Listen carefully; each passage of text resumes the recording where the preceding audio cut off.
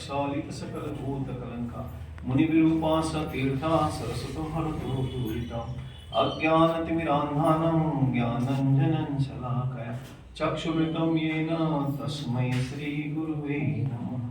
नमः समय साराय स्वानुभूत्या चकासते विश्वभावाय भावाय सर्वभावान्तरस्य वन्दे तु सर्वसिद्धे ध्रुवमचलमणोमलं गतिं पते वोच्छामि समयपाहुड नमो शुद्ध केवली भणिरम्। 10 लक्षण पर्व सदा जयवंत वर्ते, ऐसी पवित्र भावना हम और आप सभी भाते हैं। पर्वाधिराज महापर्व 10 लक्षण पर्व का आज 8वां दिन उत्तम त्याग धर्म का है।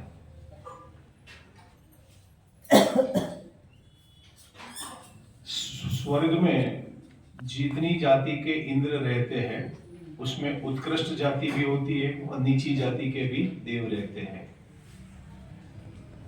अभी मैंने देखा कि स्कूल में जाते हुए लड़के को भी उन्होंने दर्शन और रक्षाल का पाठ करवाया। भले उसकी योग्यता अनुसार उसको पाठ याद रहा होगा कि नहीं रहा होगा, तो हमारे लिए हम क्या करते हैं, पुण्य मिलता है ना, तो अपन अकेले ही सेल्फिश होकर के पुण्य को भोगना चाहते हैं। हमारे इष्ट जन को, हमारे परिवार जन को, हमारे मित्र जन को उस पुण्य का लाभ नहीं देते हैं। लौकिक कार्य में तो हम चकाचौंध में पुण्य का लाभ देते हैं, पर इस कार्य में नहीं देते हैं। तो मैं आपको करुणा योग का वो आधार देते हुए उस बात को समझाता हूँ। स्वर्ग में जो सम्यक दृष्टि जीव होते हैं वो प्रतिदिन नित्य देव दर्शन करते हैं। उनके महल में ही जिन मंदिर अकृत्रिम चैत्यालय होता है, ये हमने सुना है। पर जो मिथ्या दृष्टि देव होते हैं वह प्रतिदिन देव दर्शन करते हैं कि नहीं करते हैं? स्वर्ग में जेनी अजेनी का वहां फैसिलिटी है नहीं, बराबर। मिथ्या दृष्टि देव भी वहां सम्यक दृष्टि देव उनको आदेश देते हैं कि आपको देव दर्शन करना अनिवार्य है। ऐसा मैंने बहुत साल पहले करना योग में शायद जैनेन्द्र सिद्धांत कोश में और कहीं पढ़ा भी और सुना भी है। मानी वो चीज पढ़ने के बाद मुझे इतना आश्चर्य हुआ कि भाई अन्य मति की बात जाने दो, जैन धर्म में भी इस वस्तु व्यवस्था की बहुत ही गहनता से करना योग में इस बात को बताया। देव दर्शन का फायदा स्वर्ग में है या नहीं है? नरक में देव दर्शन नहीं होता है, तिर्यंच में देव दर्शन नहीं होता है, और कहाँ देव दर्शन होता है? स्वर्ग में और मनुष्य में, बराबर। अच्छा, स्वर्ग में पूजन होती है या नहीं होती है? भक्ति होती है या नहीं होती है? होती है। और कुछ ऊपर के स्वर्ग में न पूजन होती है न भक्ति होती है। सर्वार्थ सिद्धि के देव होते, वो निरंतर तत्व चर्चा करते हैं, यानी वो स्वच्छंदी नहीं है। जरा समझना, जहां जैसी पात्रता है उस पात्रता के अनुसार यदि हम कार्य नहीं करेंगे तो हमारी पात्रता है वह हीनता की ओर जाएगी। आप कहोगे कि परिवार में हमारा कोई मानता है नहीं मानता है, वो एक अलग बात है, वो वस्तु व्यवस्था है, उसमें आकुलता भी नहीं करना है। पर हमारा यह कर्तव्य है कि हमारे बच्चे हैं वो प्रतिदिन देव दर्शन करें। तो उससे हमें जब बूढ़ापे में देव दर्शन की सुविधा नहीं हो घर में पाठ करना हो, तो वो हमारे लिए बहुत सुविधाजनक रहता है। हम अकेले देव दर्शन करेंगे तो हमें लाभ तो मिलेगा, पर पारिवारिक रूप से यदि आकुलता है तो हमारे परिणाम अकेले देव दर्शन से सुधरेंगे नहीं। तो हमें ये प्रसंग देखते हुए मैंने कर्णाल योग का आगम का आधार देते हुए कहा है। समयसार ग्रंथाधिराज भगवत कुनकुंदाचार्य देव कलिकाल सर्वज्ञ, उनके द्वारा रचित समयसार ग्रंथ 415 गाथा है।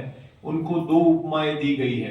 भगवत कहते हैं उनको, मानी भगवान सरीखा उन्होंने इस काल में काम किया है। और दूसरा वो क्या कहा? कलिकाल सर्वज्ञ। अब सर्वज्ञ तो होते नहीं है, केवली भी यहाँ होते नहीं है, तो उनको कलिकाल सर्वज्ञ मानी उन्होंने जो वाणी लिखी, उन्होंने सोची या अंदर अनुभव की वो बात नहीं है। उन्होंने जो शब्द वर्णारूप 84 पाहुड़ लिखे, उसमें जितने भी पाहुड़ अपने पास उपलब्ध है, पाहुड़ मानी ग्रंथ प्राकृत, तो जितने भी ग्रंथ उपलब्ध है उन सब में ऐसा अजोड़ कार्य किया है कि इसके कारण उनको कलिकाल सर्वज्ञ कहने में आता है और भगवत कुंदकुंदाचार्य देव कहते हैं। कुंद कुंद मानी सोना, कुंद मानी सोना होता है, क्या अर्थ होता है? कुंद का अर्थ क्या होता है? हाँ, रत्न होता है, सोना होता है, बराबर। देखो नाम के पीछे भी बहुत गहनता होती है। मानी पुराने जमाने में नाम भी ऐसे रखे जाते थे और कुंदकुंदाचार्य देव ने जो ग्रंथ लिखे हैं वो सबके नामों में भी कुछ विशेषता रही है। अष्टपाउड है तो वो चरणानुयोग की प्रधानता से ग्रंथ है, बराबर। नियम सार है तो वो अपने स्वानुभव के लिए मानी नियम कैसे होने चाहिए उस सार रूप है। प्रवचन सार है तो जो दिव्य ध्वनि का जो सार है वो कहा है। समय सार है तो जो समय सार मानी त्रिकाली ध्रुव चैतन्य परमात्मा द्रव्य कर्म भाव कर्म और नौ कर्म से रहित है, ऐसे समय सार। मानी आप जितनी भी जिनवाणी के ग्रंथों के नाम यदि लेंगे तो उस नाम में पूरे ग्रंथ में क्या विषय वस्तु है वो मात्र नाम में संकेत चल जाता है। उसके अलावा उन ग्रंथों के जो मंगलाचरण जो आचार्य देवों ने किए हैं उस मंगलाचरण में पूरे ग्रंथ में क्या विषय वस्तु आने वाली है वो सर्व रूप से हमें ज्ञात हो जाती है। आप छेड़ाला पढ़ो, मोक्ष मार्ग प्रकाशक पढ़ो या जैनेन्द्र सिद्ध अपने धवला इत्यादि ग्रंथ पढ़ो तो उस ग्रंथ के मंगलाचरण में सारी जो बात विषय वस्तु है वो हमें ज्ञात हो जाती है। अब अपनी बात चलती है समयसर वक्त में कुंदकुंदाचार्य देव ने प्रथम गाथा में सिद्ध भगवान को नमस्कार किया। वह सिद्ध भगवान कैसे है तो बोले ध्रुव, अचल और अनुपम है। उसकी अपन ने थोड़ी सी वहां चर्चा की थी और वो कहने के लिए उन्होंने प्रतिज्ञा की और उन्होंने कहा कि इनके अनुसार मैं कहूंगा तो कि केवली और श्रुत केवली के अनुसार मैं कहूंगा। मानी प्रमाण ये दे दिया है कि हमारे ऊपर या हमारे हृदय में ज्ञानी भगवंतों का वास है। मानी ऐसा नहीं कि चिंतन करते हैं तब अपना वास है स्वयं का, और जब हम बाहर में उपयोग लगाते हैं मानी ज्ञानी जीव बाहर में उपयोग लगाते हैं तब उनके लिए कौन प्रमाण है कि बोले केवली और श्रुत केवली प्रमाण है।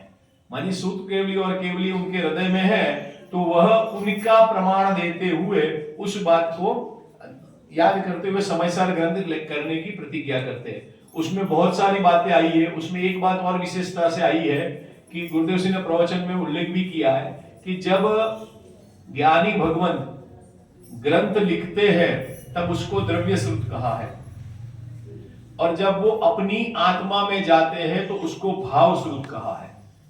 इस बात को थोड़ा सा गहराई से चिंतन करना। क्या कहा? मानी अंदर में उपयोग लगना उसको भाव श्रुत की उपमा दी है और उस भाव श्रुत के अनुरूप यदि वर्णन होता है तो उसको द्रव्य श्रुत कहा है। ये तो सिद्धांत हो गया, ये लिखा हुआ है। अब उसको हमारे जीवन में कैसे करना है? हम क्या करते हैं? बाहर से द्रव्य श्रुत का वांछन करते हैं पर भाव में हमारे परिणामों में विशुद्धता नहीं है तो हमें उस रूप पुण्य भी बंध नहीं होता है। धर्म की बात तो बहुत दूर, उस रूप हमें पुण्य का भी बंध नहीं होता है। तो सबसे पहले हमारे भावों में निर्मलता होनी चाहिए और भावों में निर्मलता कब होगी कि अंदर में अपने आत्मा की दृढ़ता होनी चाहिए और अंदर में आत्मा की दृढ़ता होगी तो बाहर में पंच परमेष्टि का हमें स्मरण हुए बिना रहेगा नहीं, और बाहर में पंच परमेष्टि का स्मरण होगा तो अपने अंतरंग में विशुद्धता होगी। तो भावों से हम यदि नमस्कार करेंगे तो वचन भी हमारे ऐसे सहजता से सरल निकलेंगे, ऐसा नहीं है क्रमिक रूप से निकलेंगे। दर्शन का समय कौन सा रहता है? भगवान के दर्शन करने का समय एक निर्धारित होता है ना, सवेरे 7 बजे से लेकर रात के 8 बजे तक मंदिर खुला रहता है, जो भी व्यवस्था है, पर अधिकांशतः हम लोग सवेरे करते हैं, बराबर। स्वाध्याय का समय भी कुछ निश्चित होता है। रात को 2 बजे हमें विकल्प और स्वाध्याय करना हो तो हमारा उपयोग लग भी सकता है, नहीं भी लग सकता है, बराबर। और भी शाम के टाइम या ऐसे, बराबर, दोपहर के टाइम ऐसे भले करते हैं, वो अलग विषय है, करना चाहिए वो अलग विषय है। भगवान आत्मा का दर्शन करना है तो कितना समय लगेगा? कौन से समय कर सकते हैं? सॉरी, कौन से समय कर सकते हैं? 24/7, बराबर। न उसमें मंदिर चाहिए, न स्वाध्याय रूम चाहिए, न घर चाहिए, न जंगल चाहिए, जहां हमारा उपयोग लगा हम स्वाध्याय कर सकते हैं। डॉक्टर साहब उसके लिए बहुत बढ़िया उदाहरण देते हैं कि हमें चाय पीना है तो वो स्वाधीनता है कि पराधीनता है? और आत्मा का अनुभव कर रहे हैं वो स्वाधीन है कि पराधीन है? अब ईमानदारी से बताना हमें कौन सी चीज स्वाधीन लगती है और कौन सी चीज पराधीन लगती है? हमारे वहां कोई मेहमान आवे और मान लो पानी ले या पानी न ले और कुछ चीज न ले, तो हमारे परिणामों की आकुलता व्याकुलता कितने, मानी क्या क्या हम सोच लेते हैं, क्या नहीं विचारते हैं, कितने आर्त रौद्र ध्यान परिणाम करते हैं, बराबर है कि नहीं। और वो मानिए ये प्रैक्टिकल है। अब हमें आत्मा का अनुकूलता करनी है, आत्मा का अनुभव करना है, आत्मा का चिंतन करना है, मनन करना है, तो उसके लिए हमें किसी पे भी डिपेंड रहना नहीं है, बराबर। तो वो हमें पराधीन लग रहा है कि स्वाधीन लग रहा है? पराधीन लग रहा है कि स्वाधीन लग रहा है? वो पराधीन लग रहा है। और ये जो हमें चीजें है वो स्वाधीन लग रही है। तो हमें समय सार पढ़ते हुए आत्मा स्वाधीन है, आत्मा तो स्वाधीन ही है, पर 6 द्रव्य स्वाधीन है। अब मुझे ये समझाओ, 6 द्रव्य स्वाधीन है वो पहले समझना अनिवार्य है कि आत्मा स्वाधीन है वो पहले समझना अनिवार्य है? अब दूसरी गाथा में वो समझा रहे हैं। समय मानी स्व समय और पर समय, तो उसके पहले उन्होंने